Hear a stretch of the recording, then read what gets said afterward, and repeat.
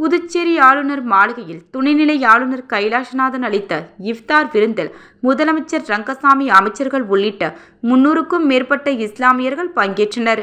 நோன்பு திறப்பிற்கு பிறகு அனைவருக்கும் அசைவ உணவு வகைகள் பரிமாறப்பட்டது.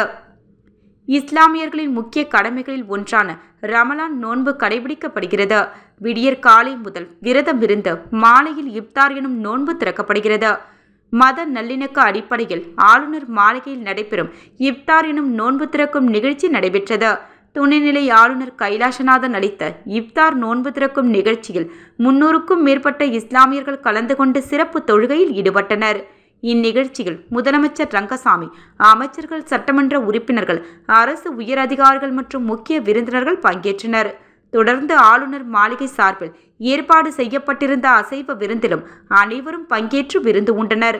விருந்தில் வேலூர் மட்டன் பிரியாணி, வெஜ் பிரியாணி, வஞ்சிர மீன், குல்ஃபி, பழச்சாறு என 18 வகையான உணவுகள் பரிமாறப்பட்டது.